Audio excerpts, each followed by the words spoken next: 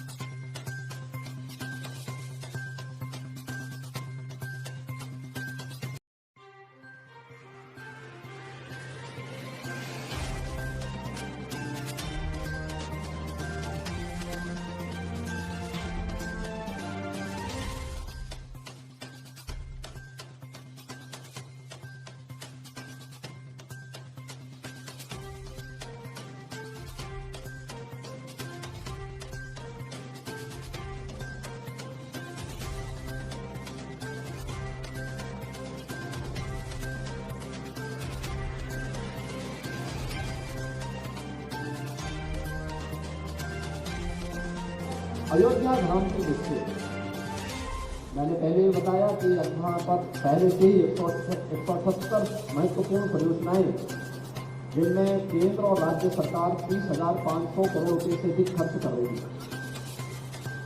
इन परियोजनाओं के साथ साथ आने वाले समय में यहाँ आने वाले श्री राम जन्मभूमि में भगवान रामलला के भव्य मंदिर निर्माण के उपरांत रामलला के मंदिर में विराजमान होने के बाद श्रद्धालुओं और पर्यटकों की जो भारी संख्या यहाँ पर आने जा रही है, उसको ध्यान में रखते हुए यहाँ पर श्री अयोध्या धाम तीर्थ विकास परिषद के गठन का भी प्रस्ताव रखा गया है और इसको हमारी कैबिनेट ने पास किया है।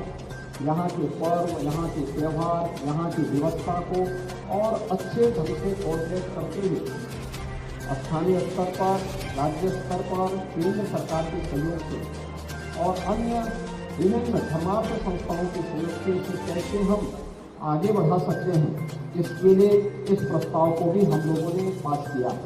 मां पाटेश्वरी धाम देवीपाटन धाम तीर्थ विकास परिषद के गठन की भी प्रक्रिया प्रारंभ आज यहाँ पर उसको पास किया है, क्योंकि वह एक महत्वपूर्ण तीर्थ है और नेपाल से जुड़े हुए श्रद्धालुओं की यात्राएं नवरात्रि के दौरान, खासतौर पर बासंती नवरात्रि के अवसर पर वहाँ पर एक यात्रा नेपाल से विशेष रूप से आती है।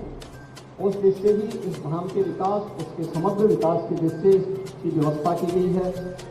तीसरा, सुख तीर्थ विकास परिषद। हम सब जानते हैं श्रीमद् भागवत महापुराण की पहली कथा सुख तीर्थ में हुई थी। मुजफ्फरनगर जनपद में पवित्र तीर्थ है और जहाँ पे राजा परीक्षित को सुखदेव ऋषि ने पहली भागवत की कथा वहाँ पे सुनाई थी और जिसके कारण उन्हें मोक्ष प्राप्त हुआ था। उसे एक तीर्थ विकास परिषद के रूप में विकसित करने के लिए हमारी सरकार ने वहाँ पे गंगा के धारा को लाने में सफलता प्राप्त की है और अब उसे तीर्थ विकास परिषद के माध्यम से आगे बढ़ाने का कार्य करने जा रहे हैं। यह भी यहाँ पे निर्णय लिया गया।